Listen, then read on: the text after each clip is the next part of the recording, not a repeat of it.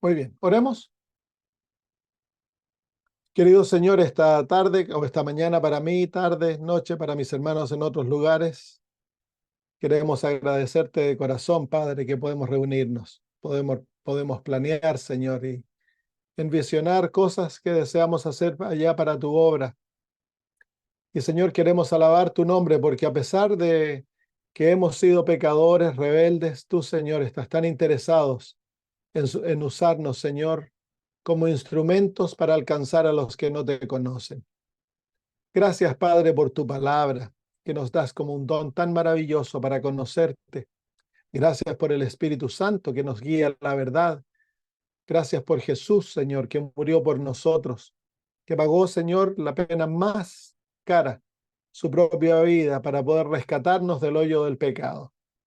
Gracias, Padre, por el ministerio de los ángeles, que están constantemente, Señor, atrayéndonos a ti, sirviéndonos, Padre, ministrándonos.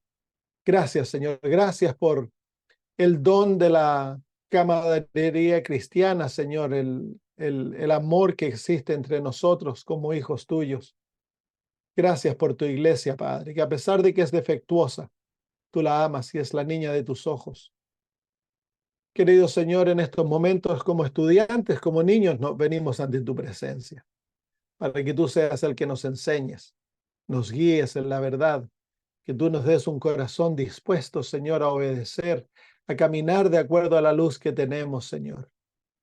Encuéntrate con nosotros, Padre, por favor. No lo merecemos, pero, Señor, te lo pedimos porque sabemos que tú nos amas.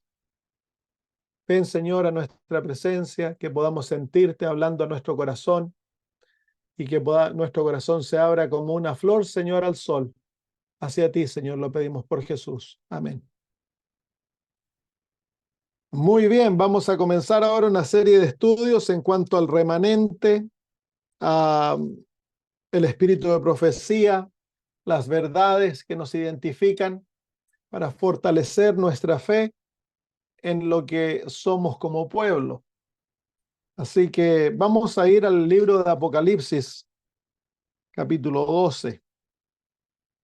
Libros de Apocalipsis, capítulo 12, es el corazón del libro de Apocalipsis para aquellos que estamos estudiando los días miércoles de noche o de tarde con los hermanos de Suecia.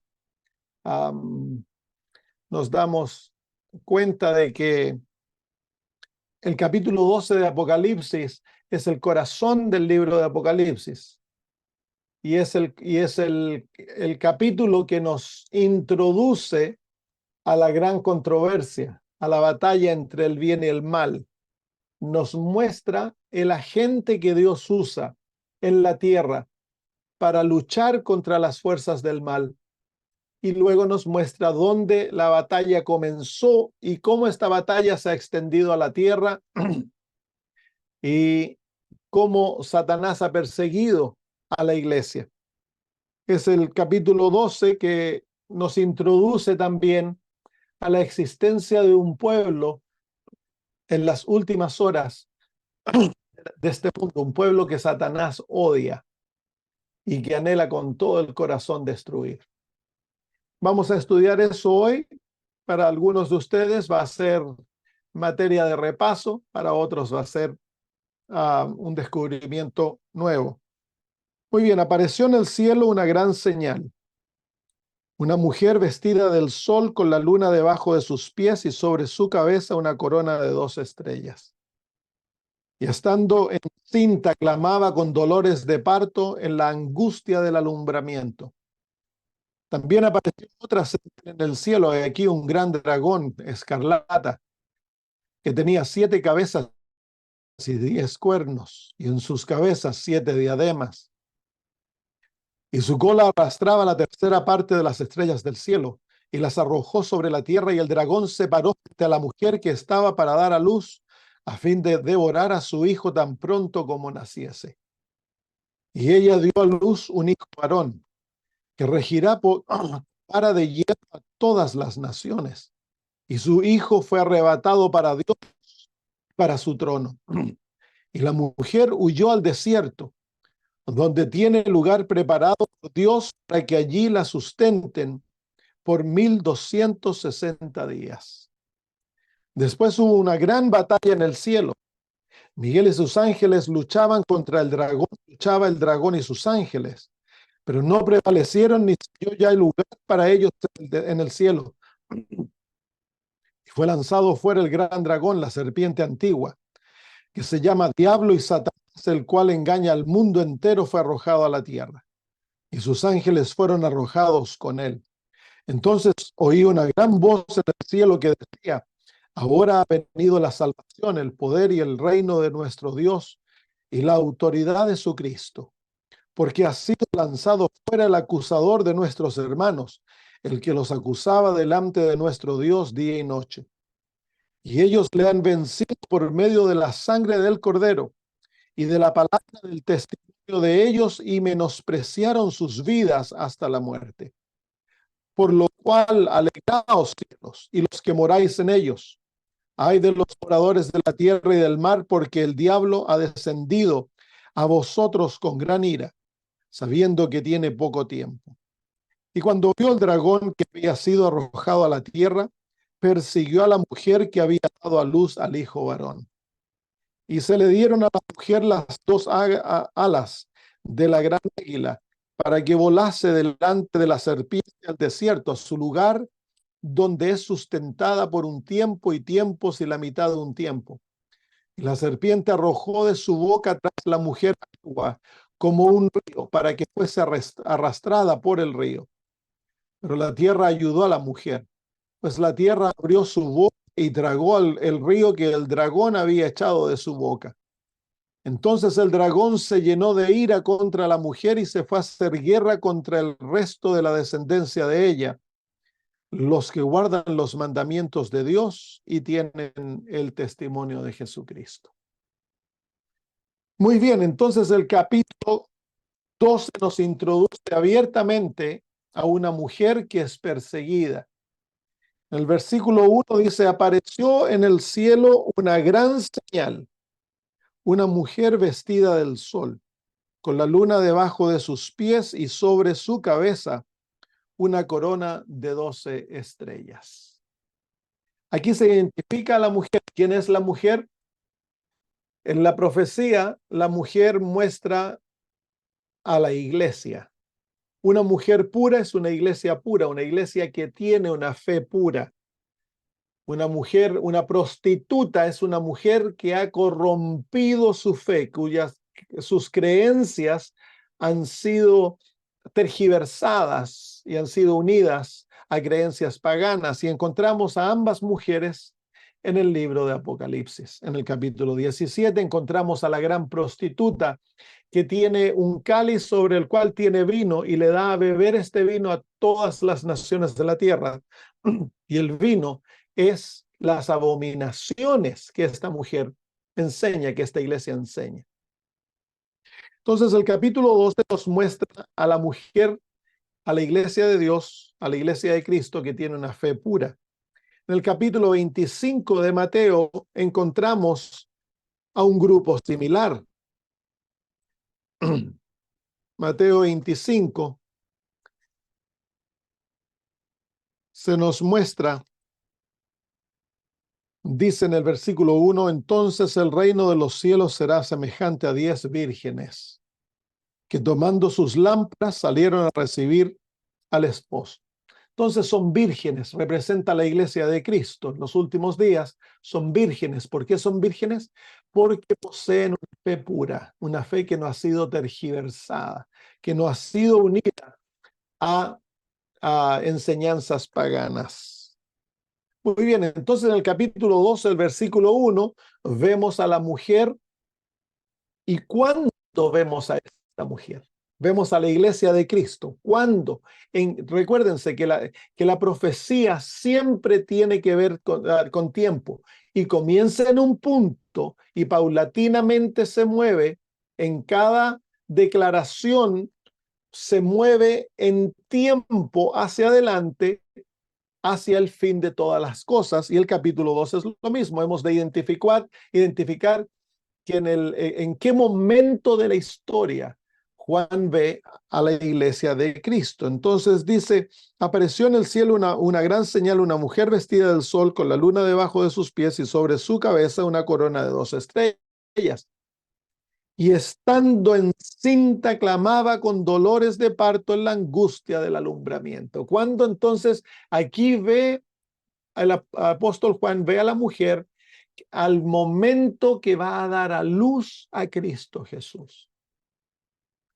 Entonces, la mujer, la iglesia de Cristo, Israel, tiene una fe pura, que no ha sido contaminada, y es a través de Israel que Cristo va a nacer. María no está ilustrada por la mujer. La mujer no es María, la mujer es la iglesia. María es miembro de aquella iglesia. Dios usa a María para que ella dé a luz a Cristo Jesús. Entonces, ¿qué año es este? Alrededor del año 3 antes de Cristo, 3 a 4 antes de Cristo. Es el momento que vemos a la mujer, a la iglesia de Cristo en el capítulo 12, el versículo 1. La mujer está embarazada. Es cumplimiento, por supuesto, este versículo de Génesis 3, versículo 15. Estos dos versículos van mano a mano. Juan nos está refiriendo a Génesis 3:15 para que nosotros entendamos qué es lo que él nos está diciendo. Génesis 3:15 dice, y pondré enemistad entre ti y la mujer, y entre tu simiente y la simiente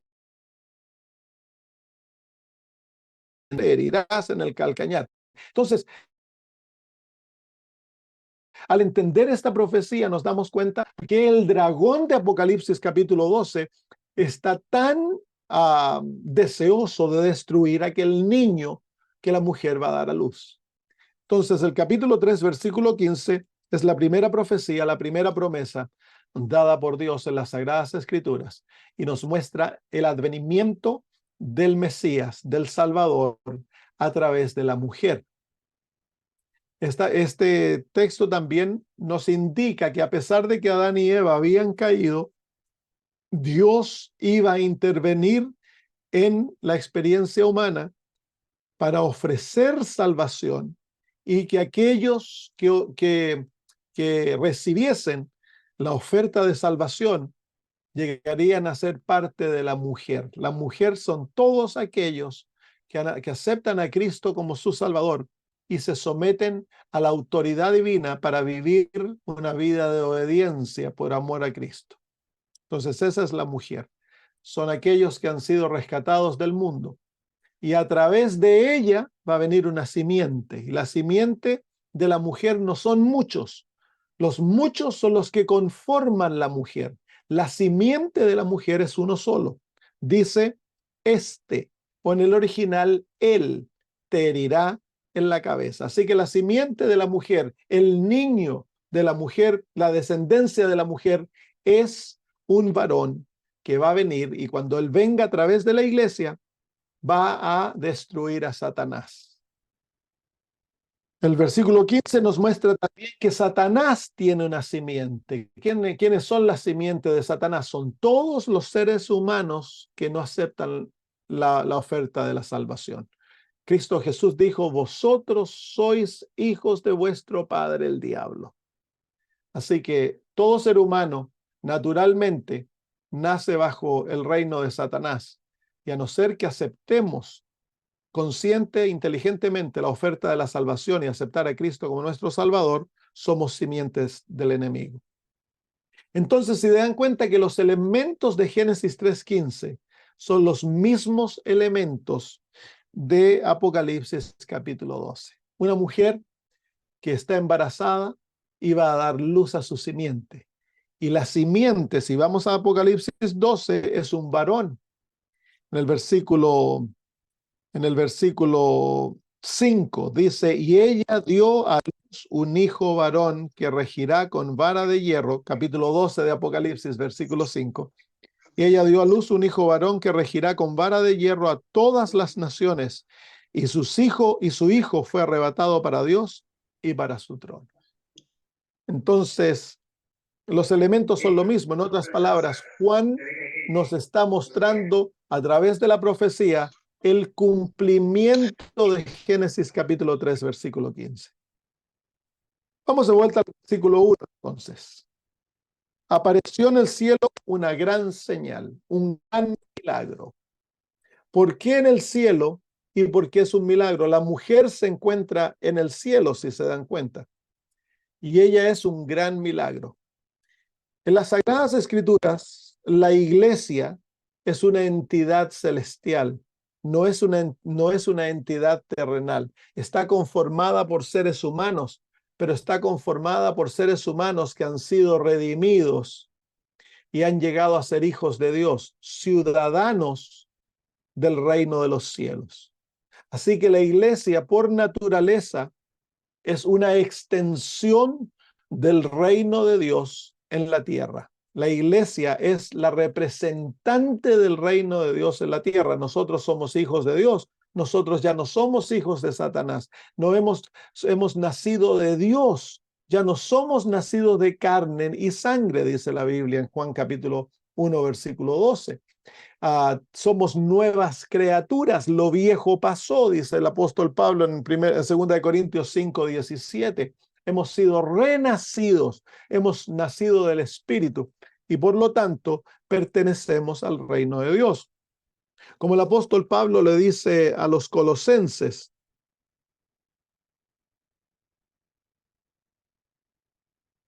dice el versículo 1 en adelante de Colosenses 3, si pues habéis resucitado con Cristo, buscad las cosas de arriba, donde está Cristo sentado a la diestra de Dios. Poned la mira en las cosas de arriba, no en las de la tierra, porque habéis muerto y vuestra vida está escondida con Cristo en Dios. Cuando Cristo vuestra vida se manifieste, entonces vosotros también seréis manifestados con Él en gloria. Así que el hecho de que nosotros pertenezcamos a la iglesia de Cristo demanda que nosotros vivamos de acuerdo a los principios del cielo, no a los principios del reino de Satanás.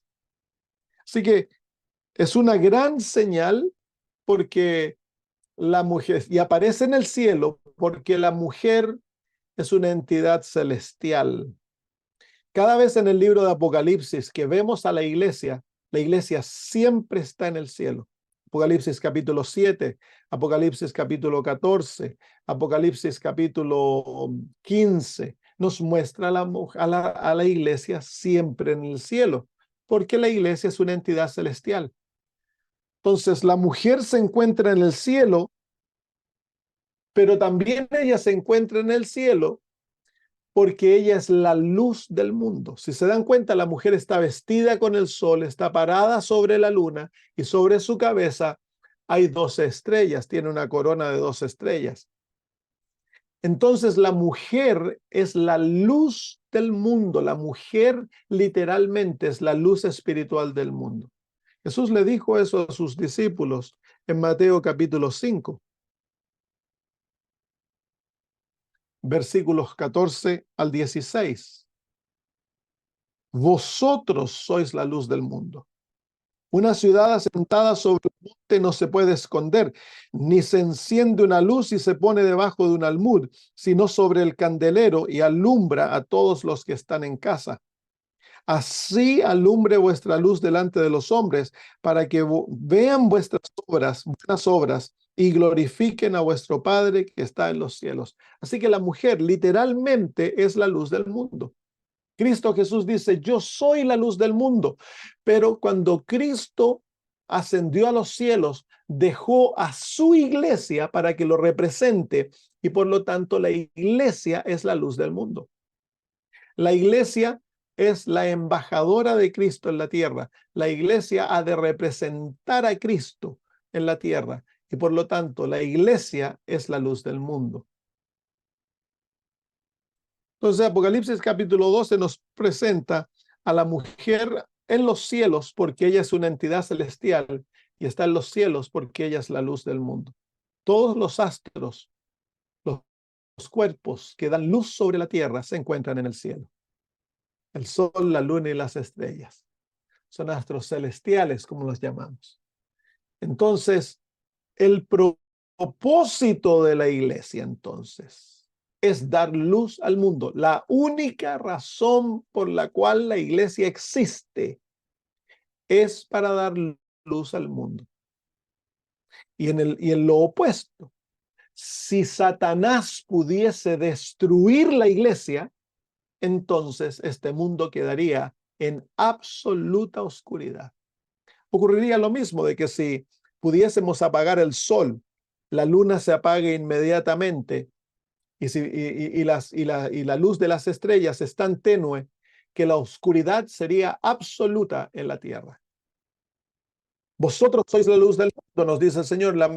El mismo papel que cumple el sol, la luna y las estrellas físicamente, lo cumple la iglesia espiritualmente en la tierra. Entonces, la razón por la cual existe la iglesia, la única razón por la cual existe la iglesia, es para derramar luz sobre este mundo. Y luego nos dice que apareció en el cielo una gran señal, un gran milagro. ¿Por qué es la iglesia un milagro? Porque la iglesia está conformada de seres humanos que un tiempo fueron oscuridad. Dice el apóstol Pablo que nosotros éramos oscuridad. Un tiempo éramos rebeldes, amábamos el pecado, nos deleitábamos en lo malo. Y sin embargo, hoy en día hemos sido rescatados por la gracia de Dios y conformamos la iglesia. Es un milagro de la gracia de Dios. El milagro más grande que Dios puede realizar en la vida de un ser humano es el milagro de la conversión. No hay otro milagro tan grande como ese. Que Dios transforme una mente que lo odia, que ama el pecado, que se deleita en la oscuridad, una mente rebelde, una mente mala. Y Dios toma aquella mente y a través de su gracia, sin forzarlo, sino que a través de las influencias del amor, lo lleva a someterse a Él, a aceptar a Cristo y recibe una nueva naturaleza y se vuelve en un ser santo, en un ser que ama a Dios, que se deleita en lo puro, en lo justo y que ahora odia el pecado. Eso es un milagro, es el milagro más grande que alguna vez los ojos humanos contemplan. No hay otro milagro que se compare. Entonces, la iglesia es un milagro y la iglesia vive en un mundo que está en rebelión contra Dios. Y eso es lo que representa, eso es lo que nos muestra Apocalipsis capítulo 12. Entonces, la iglesia es la representante del reino de Cristo en este mundo. La iglesia está conformada por seres humanos que han llegado a ser hijos de Dios y por lo tanto ellos ahora existen para representar a Dios en este mundo e iluminar el mundo con el conocimiento del carácter divino, con el conocimiento de Dios. Esa es la razón para la existencia de la iglesia. La iglesia no es un club donde nosotros simplemente nos juntamos para hablarnos y pasar tiempo juntos y escuchar cosas que nos gustan y cantar. No, eso no es un club. La iglesia existe para derramar luz y batallar contra la oscuridad. Hay una batalla mortal, constante entre la luz y las tinieblas. Y eso se ve en la naturaleza constantemente.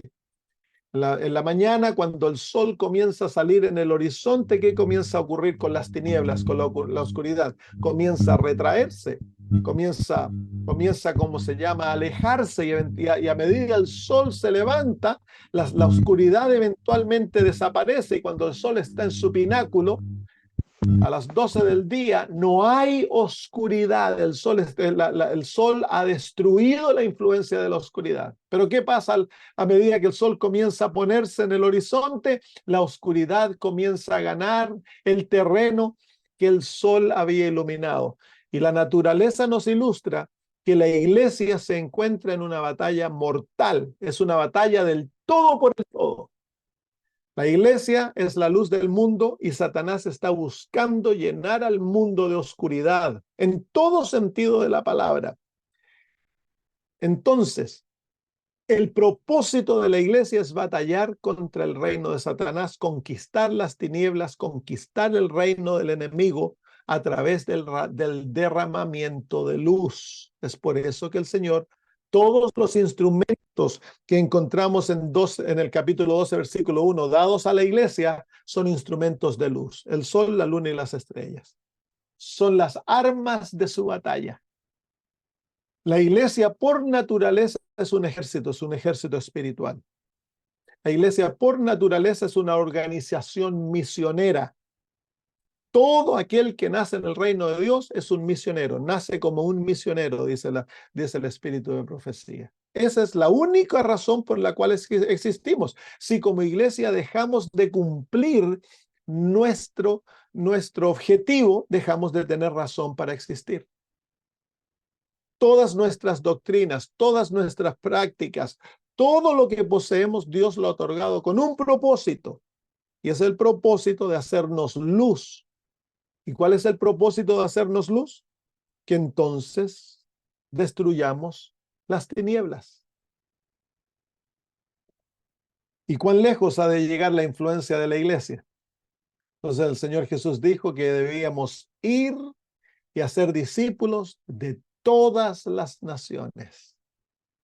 Ese es el propósito de Dios, que la luz del evangelio se derrame sobre todo el mundo para que todas las naciones puedan llegar a ser discípulos de Cristo. El propósito de la iglesia es un propósito sublime. Dios va a destruir el reino de Satanás a través de la iglesia. No son los ángeles que tienen el privilegio de llevar a cabo esta obra, somos nosotros que Dios nos ha dado el gran privilegio de ser luz en este mundo.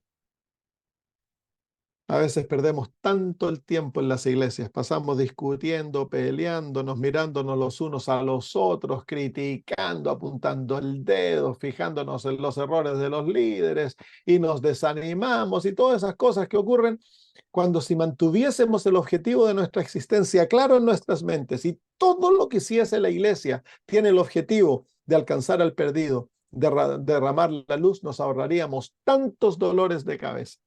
Tantos dolores de cabeza. Muy bien, apareció en el cielo una gran señal, una mujer vestida del sol. Entonces ya vemos aquí la iglesia como la entidad celestial en la tierra representando el reino de Dios, cuya alianza no es al mundo, sino que es a Dios tan solo, porque el reino de Dios es nuestro reino, Dios es nuestro rey, y la mujer es un gran milagro. ¿Por qué milagro? Porque está conformada de seres humanos que a través del milagro de la gracia han sido rescatados del mundo y ahora son parte del reino de Dios, son hijos de Dios. Esa es la iglesia. Una mujer vestida del sol. La vestimenta de la mujer. Cuando tú te encuentras con alguien, lo primero que ves es la vestimenta. Cómo una persona está ataviada. Y lo primero que vemos aquí de la mujer es su vestimenta. Y la vestimenta está comparada aquí al sol. La vestimenta de la mujer es una vestimenta de gloria, es una vestimenta de luz, es una vestimenta maravillosa. Ella está vestida del sol. ¿Qué es el sol? Vamos al libro de Malaquías. ¿Qué representa el sol? ¿Y qué representan las vestimentas? Malaquías capítulo 4, versículo 2. Malaquías capítulo 4, versículo 2. Mas a vosotros los que teméis mi nombre, nacerá el sol de justicia, y en sus alas traerá salvación, y saldréis y saltaréis como becerros de la manada. ¿Quién es este sol de justicia que en sus alas trae salvación? Quiero que noten esas dos palabras, justicia y salvación. Lo vamos a ver en otro texto en un ratito. Pero el sol de justicia es símbolo de Cristo Jesús. El sol es símbolo de Cristo. Representa a Cristo, la luz mayor, la gran luz que ilumina. Y cuando ilumina, la noche se vuelve día. No hay oscuridad que se pueda oponer al sol. No hay oscuridad que que pueda conquistar el sol. Y la luz mayor que Dios le ha dado a la mujer es Cristo.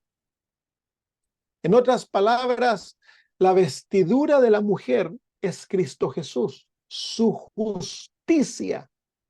¿Qué es justicia en la Biblia? En el libro o justicia se compara a gloria. En el libro de Éxodo, capítulo 34, encontramos una revelación de la gloria de Dios, que es su justicia.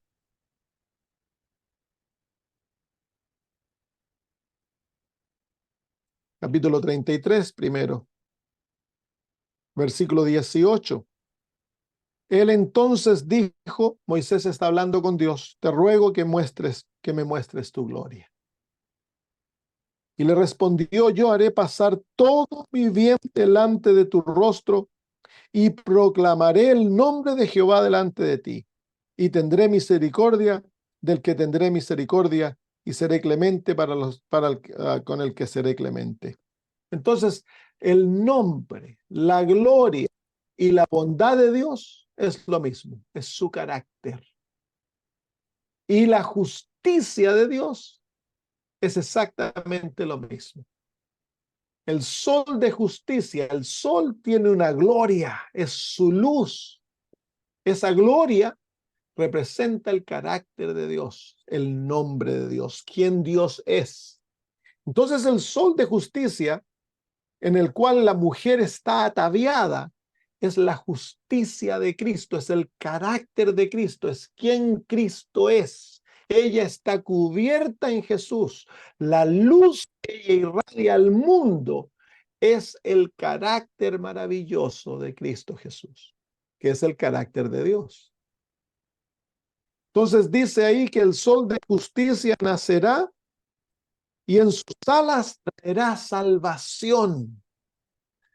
Entonces, en el libro de Isaías, si vamos al libro de Isaías, estos dos elementos se encuentran ahí en el símbolo de una ropa. Isaías capítulo 61. No, perdón, es el capítulo 60 y versículo 10 del capítulo 61.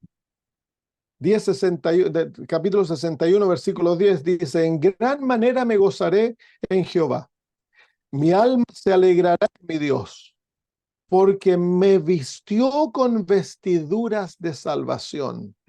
Me rodeó de manto de justicia, como a novio me atavió y como a novia adornada con sus joyas.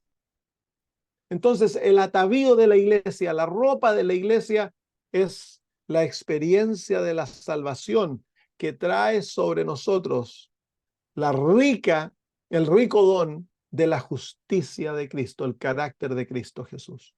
En otras palabras, el objetivo de la experiencia de la salvación es hacernos poseedores del carácter de Cristo a través de dos experiencias, la justificación y la santificación.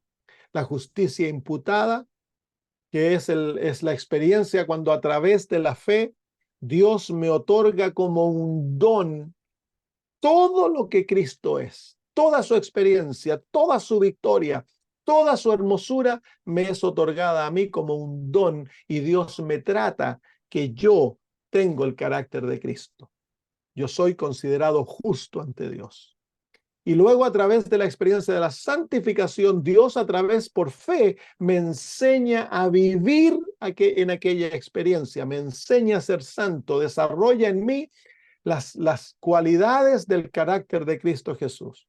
Y me va dando victoria, me va transformando, me va haciendo en la imagen de Cristo para que aquello que Él, a través de la justificación, tan solo Él me veía, Él me declaró, a través de la santificación, Dios me hace lo que Él me declaró. Me da el poder para vivir aquello. Esa es la experiencia, esas son las vestiduras, esas son las joyas de la iglesia. Por eso que en el adventismo nosotros ponemos tanto énfasis en no usar joyas, no abandonar el adorno externo, porque el apóstol Pedro enseña que hemos de adornarnos internamente, hemos de adornar nuestro carácter con las gracias del carácter de Jesús. Hemos de reflejar a Cristo. Y ese es el poder, esa es la luz más poderosa que la iglesia posee, el ser como Jesús. Y te fijas ahí, como dice en el versículo 10, en gran manera me gozaré en Jehová, mi alma se alegrará en mi Dios. Uno de los aspectos de este carácter maravilloso es que el pueblo de Dios ha de ser un pueblo gozoso, ha de ser un pueblo feliz, ha de ser un pueblo que en todas las circunstancias se gozará. ¿Por qué? Porque nos gozamos en Cristo. Nos gozamos en nuestro Dios. Nuestra fuente de alegría es Dios, es Cristo Jesús. Entonces, a ver el mundo, al ver una iglesia, un pueblo que es gozoso, que está lleno de paz, que tiene esperanza, que tiene poder, a pesar de las circunstancias que confrontan, el mundo va a ser iluminado por aquel carácter maravilloso. Entonces, el sol representa el carácter maravilloso de Cristo Jesús. Esa es la luz más poderosa que Dios le ha dado a su iglesia. Dios anhela tener un pueblo que refleje a Cristo. Dios anhela tener un pueblo amoroso, paciente, tierno, compasivo, misericordioso, generoso, feliz. Un pueblo que esté lleno de esperanza, de gozo, un pueblo tierno de corazón. Pero también un pueblo fiel, un pueblo que no dobla su rodilla a la maldad, o que no se somete al pecado, un pueblo que odia el pecado, pero que ama al pecador, un pueblo cuya fidelidad, lealtad es tan solo al reino de Dios, pero que son honestos, son buenos ciudadanos, son buenos trabajadores, son cumplidores, viven por palabra, el sí es sí, el no es no, aman a sus enemigos, bendicen a los que los maldicen, ultrajan y persiguen, oran por aquellos que le hacen mal. Ese es el pueblo que Dios anhela tener. Esa es la luz más poderosa que Dios le ha dado a su pueblo, el carácter de Cristo. Cristo en nosotros. Cuando el mundo nos ve, ellos debiesen ver a Jesús. Ese debiese ser lo primero que el mundo se encuentra. Cuando entramos en contactos con aquellos que no conocen a Cristo, ellos debiesen inmediatamente ver la gloria de Dios en nosotros. Nuestra manera de relacionarnos, nuestra simpatía, nuestro cariño, el deseo de ayudarlos, el que van a encontrar de que van en el verdadero cristiano, van a encontrar a alguien que les va a poner la mano en el hombro, que va a ser un amigo fiel, que no los va a criticar, no va a andar dándole palos en la cabeza. Eso es lo que el mundo necesita. El mundo necesita una revelación de Cristo en la humanidad. Esa es la necesidad más grande del mundo. No tanto de doctrinas, a pesar de que vienen, ya las vamos a ver, pero la primera necesidad del mundo es encontrar a Cristo Jesús, es ver la hermosura de Cristo y que el cristianismo realmente trabaja. El mundo rechaza el cristianismo porque nos consideran hipócritas.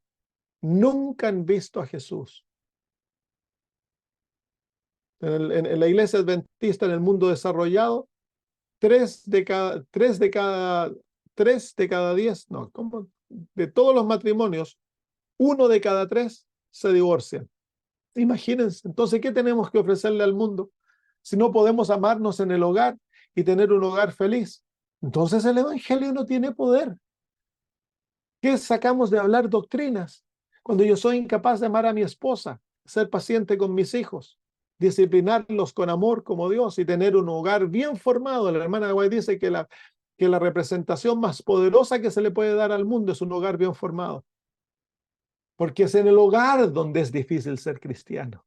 Es fácil ser cristiano cuando yo voy al trabajo y estoy ahí en el público, eso es fácil, pero en el hogar se debe practicar la verdadera religión. Y la verdadera religión es Cristo en mí, la esperanza de gloria. Es el representar a Cristo en todos los círculos de mi vida. Comenzando en el hogar, comenzando con mi esposa o con el esposo, con los niños. ¿Saben por qué perdemos tantos jóvenes dentro de la iglesia? Es porque los jóvenes no han visto a Cristo. ¿Y por qué es que no han visto a Cristo? Porque los padres no representan a Cristo. En la iglesia muchas veces los jóvenes se encuentran con la gente argumentándose, agarrándose de las mechas. No ven a Cristo, pues. Entonces los jóvenes llegan a la conclusión que esto es pura hipocresía y se van, porque la religión no trabaja. Es que no es que la religión no trabaje, para que la religión trabaje, hemos de estar totalmente cubiertos en Cristo Jesús. El yo ha de morir. Se fijan que el apóstol Juan no habla de las vestimentas de la mujer como eran sus vestimentas. Él no ve a una mujer como se viste con taco alto, y que se pone rush y cómo se arreglaba el pelo. No, nada de eso ve. Él no ve a la mujer en su estado natural, él ve a la mujer en su estado supernatural, porque la mujer es una entidad supernatural. La mujer tiene todo el poder del universo dado a ella. La mujer es una entidad supernatural. La iglesia está llena del Espíritu de Dios, coopera con ángeles del cielo. El Dios del cielo es su Padre, Cristo es su hermano. Entonces la mujer es una entidad supernatural y ella está rodeada, está cubierta con la gloria de Dios, con la gloria de Cristo, el sol maravilloso. Cuando nosotros ahora nos hacemos la pregunta, ¿hay oscuridad en el mundo? ¿Hay confusión en el mundo? Vemos la oscuridad avanzando a pasos agigantados y conquistando el mundo. El asunto del género, el homosexualismo, hay confusión en todos sentidos, ha abandonado el conocimiento de Dios, a pesar de que la Biblia ha estado con nosotros por más de 300 años, hoy en día el mundo es más ignorante en cuanto a la Biblia que incluso durante la Edad Media. Entonces, ¿qué está ocurriendo? ¿Por qué hay tanta oscuridad? ¿Se está apagando el sol?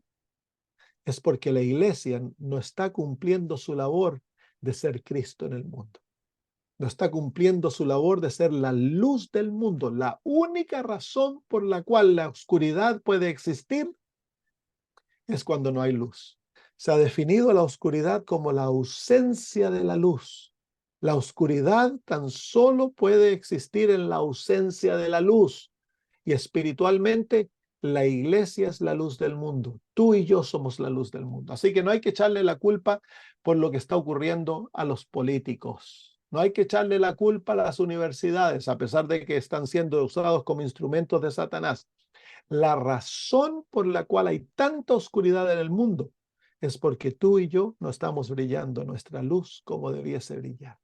Y la luz mayor es el carácter de Cristo. Es que el mundo vea a Cristo en su iglesia.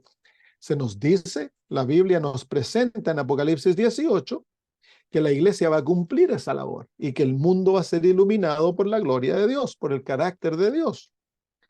Capítulo 18, versículo 1. Nos dice, después de esto vi a otro ángel descender del cielo con gran poder y la tierra fue alumbrada con su gloria. Este ángel simboliza nuevamente a la iglesia. Este es el cuarto ángel que se une al mensaje de los tres ángeles y le da poder a la predicación del mensaje de los tres ángeles, que es símbolo del remanente, y nos muestra que este ángel, cuando recibe el poder de Dios, va a iluminar el mundo con la gloria de Dios. ¿Cuál es esa gloria? Su carácter, su maravilla, la justicia de Cristo. Muy bien, terminemos el versículo 1 y después terminamos. Dice, apareció en el cielo una gran señal, una mujer vestida del sol con la luna debajo de sus pies.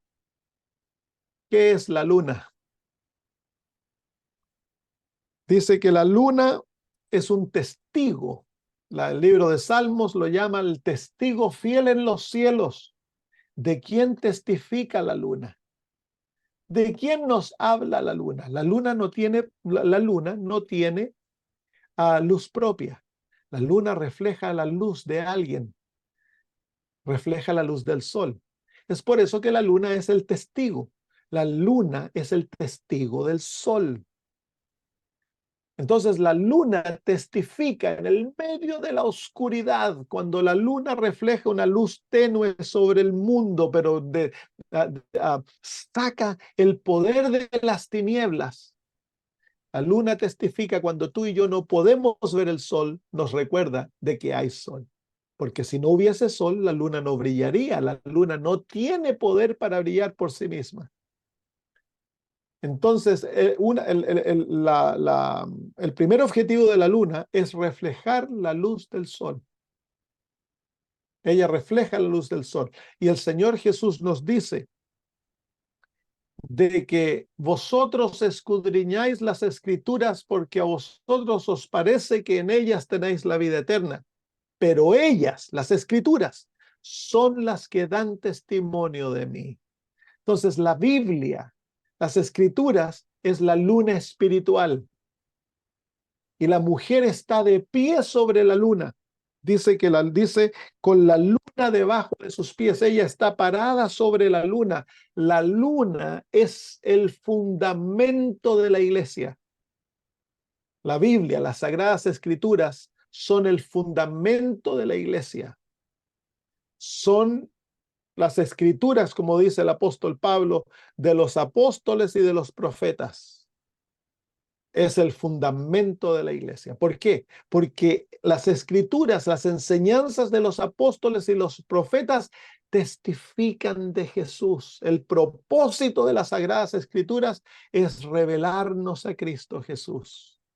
Es llevarnos al conocimiento de Cristo, es mostrarnos su hermosura.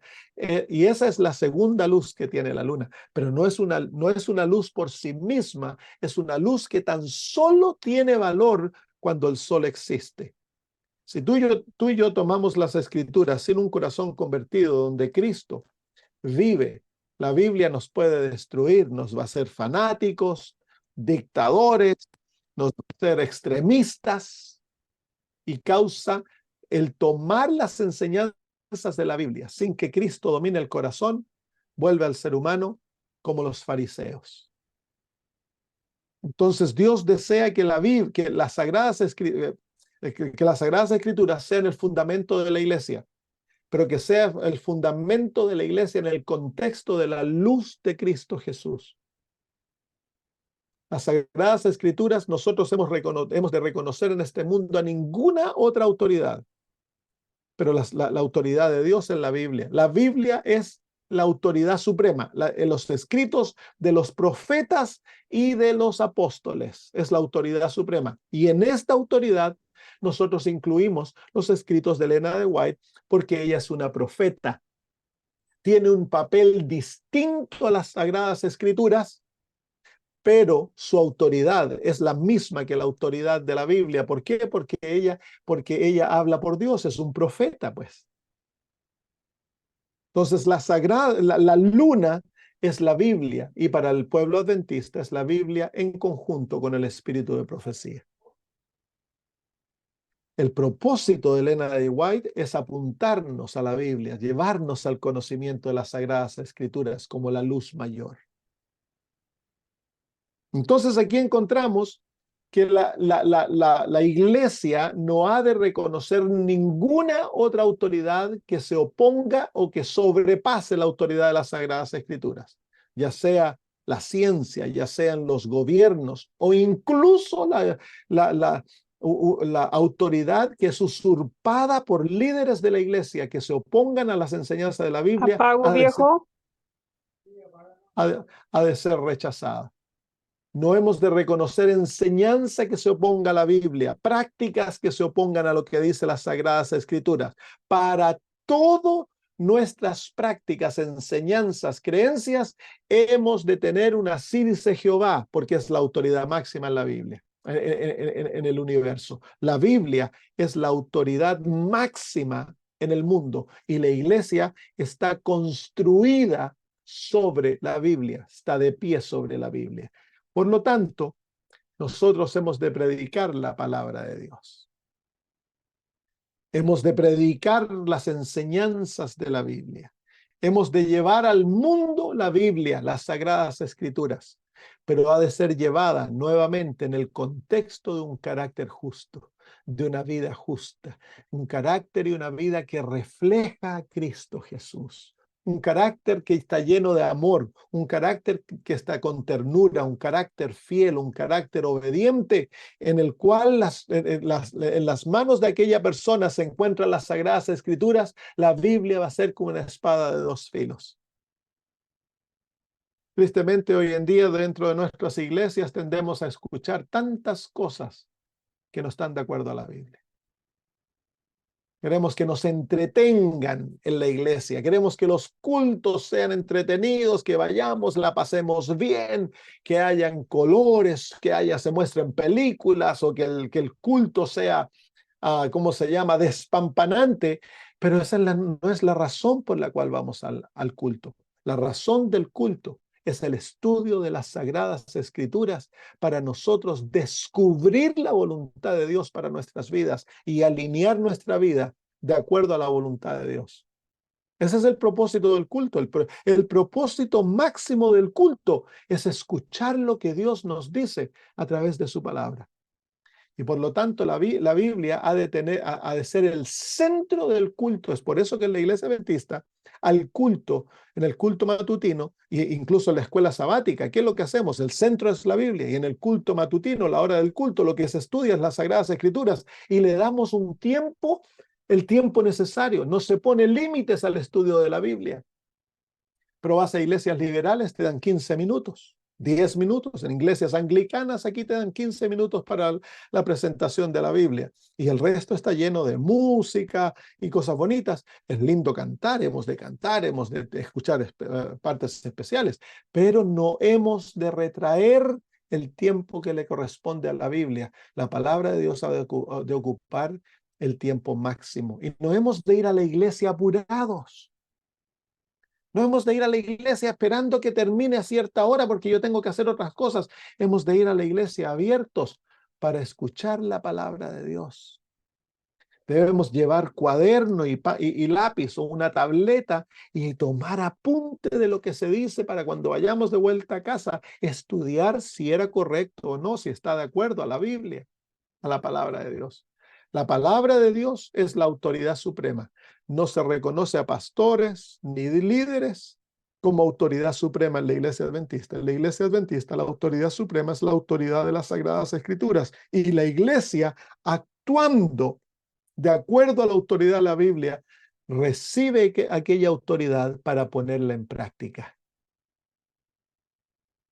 Muy bien, así que la segunda fuente de luz para la iglesia es las Sagradas Escrituras.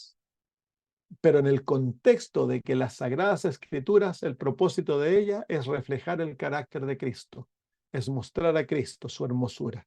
Toda doctrina ha de ser centrada en Cristo Jesús. Toda enseñanza ha de ser centrada en Cristo Jesús para que el mundo vea su hermosura. ¿Por qué guardamos el sábado? ¿Por qué creemos en el estado de los muertos? ¿Cómo podemos centrar la doctrina de que el Papa es la bestia en Cristo Jesús? Todo debe ser centrado en Cristo Jesús, nuestras profecías, nuestras prácticas de vida, el que dejamos de comer ciertas cosas y nos vestimos de cierta manera, debe estar centrado en Cristo Jesús para que tenga sentido. Si no, se vuelve un rito, se vuelve una práctica que no tiene sentido alguno. La mujer está vestida de Cristo y a ella se le ha otorgado el gran privilegio de ser la portadora de las Sagradas Escrituras. Nosotros hemos recibido como legado la Biblia. Millones han muerto para que la Biblia existiese y el pueblo de Dios en los últimos días la recibiese como legado.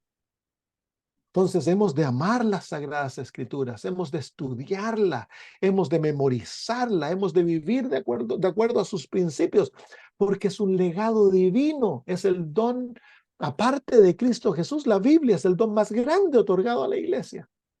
Cristo Jesús es el don más grande, pero en ella viene el conocimiento de nuestro Salvador. Hemos de amarla, hemos de aprenderla, hemos de enseñarla, hemos de estudiarla, hemos de ser expertos en las Sagradas Escrituras. Muy bien, la tercera fuente de la luz. Dice, y en su cabeza una corona de 12 estrellas. Las 12 estrellas es una corona, y la palabra corona es Estefanos, que era la corona que se otorgaba a los que corrían en las Olimpiadas. Era una corona símbolo de victoria que se había conquistado en la carrera del maratón y se había llegado al fin. A todo el que terminaba la carrera se le otorgaba una corona, un Estefanos. Y esa es la corona. Esta no es una corona de realeza, esta es una corona de victoria. Entonces, si está simbolada por, está como se llama, simbolizada por 2 estrellas. Las estrellas aquí representan el reino de Dios, el número 12 representa el reino de Dios. Entonces, ¿qué nos están simbolizando las estrellas? Nos están mostrando de que la iglesia tiene el gozo de vivir en victoria. Y que esa victoria se manifiesta en nosotros viviendo de acuerdo a los principios del reino de Dios. Que no somos ya controlados por los apetitos del mundo, por las modas del mundo, por los deportes del mundo, por la mentalidad del mundo. Hemos sido librados de aquello y ahora los principios del reino de Dios nos dan victoria y cubren nuestra cabeza, nuestra mente. Por eso que como iglesia tenemos altos expectaciones en cuanto a nuestro estilo de vida, porque es el estilo de vida que ha de mostrar que nosotros hemos sido libres del control del pecado. El hecho que yo ya no necesito tomar algo o comer algo para sentirme bien o sentirme feliz. El hecho que yo puedo ya no vestirme de acuerdo a la expectación del mundo, ni usar joyas, muestra de que yo ahora tengo un valor interno y que para mí el deseo es complacer a mi Padre, Dios, no al mundo. Que podemos vivir fuera del control satánico que nos hace pensar que nuestro valor viene por nuestras posesiones, de la manera que nos vemos. No, todo eso ya murió. Ahora yo tengo la victoria del reino de Cristo. He sido hecho libre por el poder de Jesús. Ya no soy más esclavo satánico ni esclavo del pecado. Yo vivo en libertad. Podemos ser gozosos en lo que Cristo nos ha dado. Y eso, los principios de vida representan la libertad que Dios nos ha dado a través del Evangelio, a través de la justificación. Entonces el estilo de vida, vamos, es una luz pequeña, porque que tú no tomes alcohol, que no tomes café, no es una luz increíble, pero es una luz pequeña que muestra al ser humano, a otros, que tú eres libre, que tú no dependes de narcóticos para sentirte bien, que no dependes de vestirte de acuerdo al mundo para sentirte que tienes valor. Ahora tú tienes un valor intrínseco, sabes que eres amada, amado por Dios, que en ti mora el Espíritu Santo y que en Cristo Jesús estás lleno de gozo y paz porque la victoria ya te ha sido otorgado. Si mueres hoy, ya sabes que tienes salvación. Vives en victoria, no en derrota. Vives en gozo, no en tristeza. Vives en esperanza, no en frustración. ¿Por qué? Porque Cristo Jesús es tu Salvador. Entonces, esos son las 12 estrellas representan los principios del reino de Dios que nos dan la victoria. Todo cumple un papel. Muchas veces nos enseñan cosas y no se explica, pero ese es el propósito del estilo de vida adventista. Es mostrar que nosotros ya hemos sido libertados del yugo satánico, del yugo del pecado. Muy bien, versículo 1 ya lo entendemos. Comenzamos a estudiar la historia de la iglesia, la vemos ahí, al punto de dar a luz en el año 4 antes de Cristo. Y la iglesia se encuentra cubierta en el carácter de Jesús. Es un milagro maravilloso. Ella se encuentra en el cielo porque es la luz del cielo, es la luz del mundo y ella es una entidad celestial, es la representante del reino de Dios en la tierra.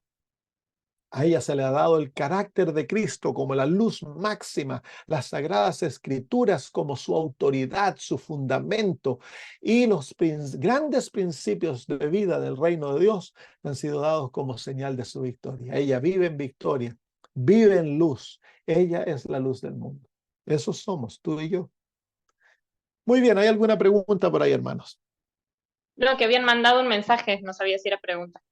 Ahí está. Está bonita la cita, dice, la iglesia es la fortaleza de Dios, su ciudad de refugio, que Él sostiene en un mundo en rebelión. Cualquier traición a la iglesia es traición hecha a aquel que ha comprado la humanidad con la sangre de su Hijo unigénito. Desde el principio, las almas fieles han constituido la iglesia en la tierra. En todo tiempo, el Señor ha tenido sus atalayas que han dado un testimonio fiel a la generación en la cual vivieron. Estos centinelas daban el mensaje de amonestación y cuando eran llamados a deponer su armadura, otros continuaban la labor. Dios ligó consigo a estos testigos mediante un pacto, uniendo a la iglesia de la tierra con la iglesia del cielo.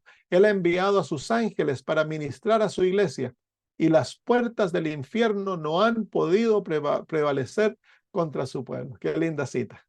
Hechos de los Apóstoles, página 10. Pastor, Sí, tengo hermana, una pregunta. dime. Bueno, como le comentaba que nosotros, bueno, en pandemia fue cuando conocimos y bueno, nos bautizamos y bueno, fue como medio todo Muy rápido. medio rápido nuestros Ya. estudios y eso. Eh, y siempre tenemos la duda y me quedó lo que dijo recién del espíritu de profecía. ¿Por qué debemos confiar en los libros de Elena de White? Yo he leído, inclusive el Ministerio de Curación, fue muy importante leerlo y pude aprender muchas cosas y hacer muchos cambios, pero por ahí siempre tenemos la duda de dónde dice en la Biblia que debemos confiar en ella. Ya. ¿O qué nos Muy, puede decir?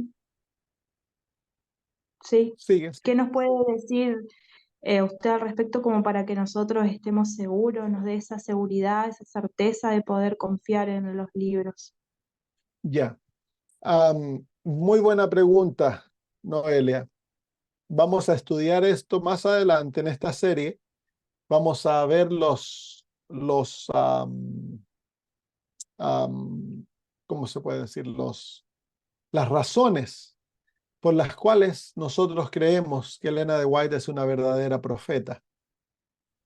Una de las marcas identificatorias del remanente en los últimos días es que ellos van a tener entre ellos un verdadero profeta, el ministerio de un verdadero profeta. La Iglesia Adventista identifica a Elena de White como aquella profeta, pero hemos de ver la evidencia que da apoyo aquella creencia. Entonces, sigue asistiendo a los programas y cuando lleguemos a eso te vas a dar cuenta de que hay bastante evidencia que muestra que Elena de White es una verdadera profeta. Si ella es una verdadera profeta, entonces hemos de escuchar atentamente los consejos que Dios dio a través de ella. Porque cuando un profeta habla, no es el profeta hablando, es Dios hablando a través del profeta. Por lo tanto, sus escritos tienen grande autoridad. Si Elena de White es una profeta falsa, entonces no hemos de escuchar lo que ella dice, hemos de abandonarlo y dejarlo porque son mentiras. Cuando alguien dice ser profeta o dice hablar por Dios, entonces esa persona puede ser verdadera o falsa. No hay un camino medio porque el decir que tú eres profeta o decir de que tú estás hablando por Dios, entonces es algo muy alto, es algo muy grande. Si es verdad, pero si es mentira, entonces no tiene nada que ver con la verdad. Pero lo vamos a estudiar en detalle cuando lleguemos a ese punto.